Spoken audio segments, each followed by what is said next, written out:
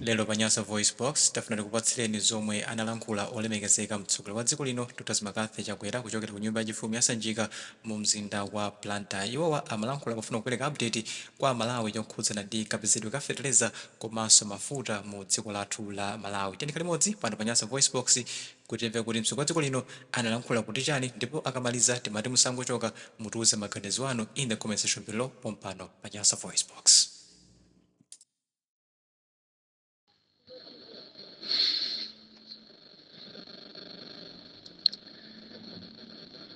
Amalawi anzanga, monga ndimachitira nthawi zonse ndabwera kuti ndikupatseni ripoti ya zinthu zimene zachitika mdziko muno, zomwe zikukhudza miyoyo yanu komanso kayendetsedwe ka ntchito za boma. Ripoti yanga lero ikhudza nkhani ziwiri. Nkhani yoyamba ndi ya mitengo ya feteleza yomwe ndabweretsa mdziko muno kuti alimi mupeze feteleza otchipirapo koposa yomwe anthu ena osakufunani zabwino akhala akugulitsa pa mtengo wokwana 160,000 kwacha. Zomwe zili zosemphana ndi mfundo yanga yoti alimi mukuyenera kumagula feteleza pa mtengo wa chilungamo kuti ulimi wanu upitirire kutukuka. Nkhani yachiwiri ndi yakapezedwe ka mafuta a galimoto ma filling station athu, kuti mudziwe zomwe zachitika kuti sabata ino mafuta asowe komanso zomwe tachita kuti tithane ndi vuto limeneli. Ndiye ndiyambe ndi nkhani ya mitengo ya feteleza. Monga nonse omwe muli alimi mukudziwira, ulimi ndi nsanamira ya chuma cha dziko lathu, ndipo ulimi wathu uli ndi magawo awiri. Gawo loyamba ndi ulimi wa chakudya cha pakhomo kapena kuti smallholder farming, omwe ndakhala ndikuthandiza ndi feteleza wa Affordable Inputs Program AIP. Gawo lachiwiri ndi ulimi wa business omwe pa chizungu amati commercial farming. Magulu awiri a ulimi onsewo wakhala ukuzunzidwa ndi anthu ogulitsa feteleza pa mtengo wopweteka, zomwe kafukufuku athu wapeza kale kuti ena amakhala kupangira dala mogwirizana mchipani china chotsutsa pofuna kumenyana nane nkhondo kuti alimi muzili Chakwera kudulitsa feteleza, pamene zoona zake nzoti iwowo akudana komanso kulimbana ndi programu yanga yokugulitsani feteleza mochipa. Ndi analumbira kuti athana nane. Iwowa akudana nayo programu yangayi yogulitsa feteleza mochipayi chifukwa akudziwa kuti ikapitirira programu imeneyi zaka zina 5 ndiye kuti iwowo zoti alemere posautsa alimi siziwayendera. Ndiye kuti mudziwe kuti tili pa chinkhondo ndi anthu ofuna kupha ulimi mdziko muno. Chipani china chotsutsa changomva kuti lero ndilengeze mitengo ya feteleza ochipa, kalekale athamangira kwa atola nkhani kuti athemo phulusa mu ufa omwe ndakukozerani inu Amalawi. Tikamatitu mdziko muno muli anthu omwe dziko lisakulikonda, timadera zimenezi. Komano ngati anthu amenewa amayesa kuti ine ndisiye kukubweretserani feteleza ochipa chifukwa cha mchitidwe wawo olimbana ndi ine, lero ndimatilengeze kuti anthu amenewa auponda chifukwa ine zomenyera nkhondo ino alimi sindidzasiya.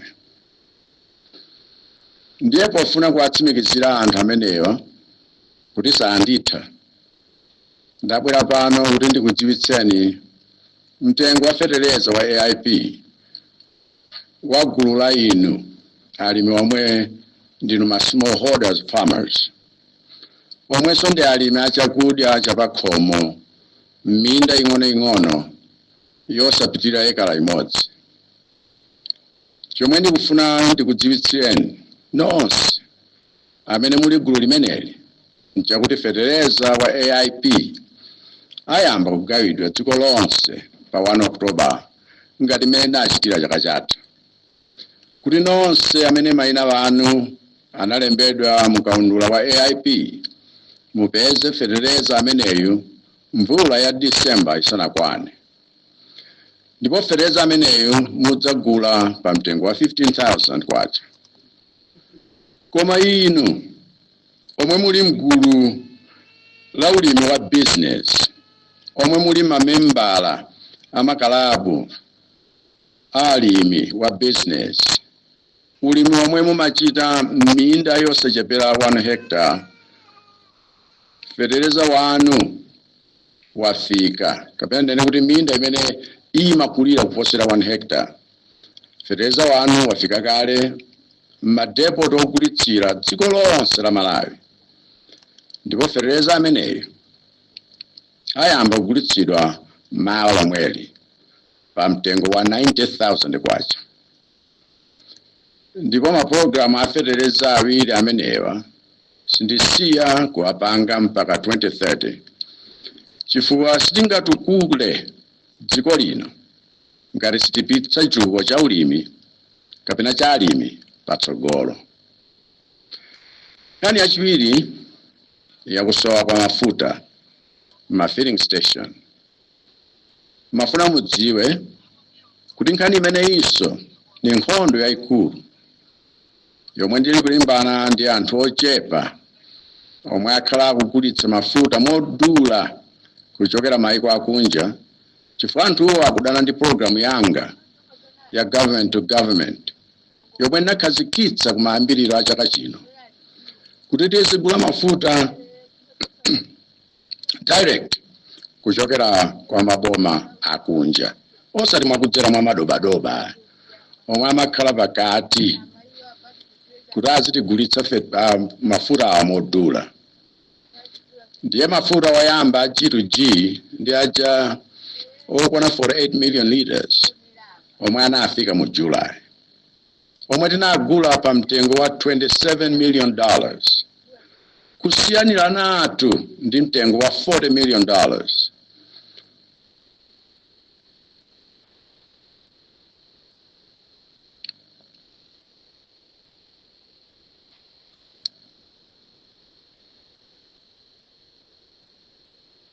Mwina ndibwerezenso pamenepo. Kusiyanira natu ndi mtengo wa $40 million omwe madobadoba amapanga. Ndiye gawo lachiwiri la mafuta a G2G tinakonza kuti afika kumapeto a August, kuti mwezi wonse uno wa September tikhale ndi mafuta okwanira kuti chisankho ziyende mosavuta. Koma chomvetsa chisoni nchoti anthu ena ku Nokma anapanga mgwirizano ndi kampani imodzi ya madobadoba omwe programu ya G2G sakuifuna. Basi tu kupanga maupo kuti mafuta a G2G wa mu September achedwe kuti iwo apeze mwayi odya ndalama.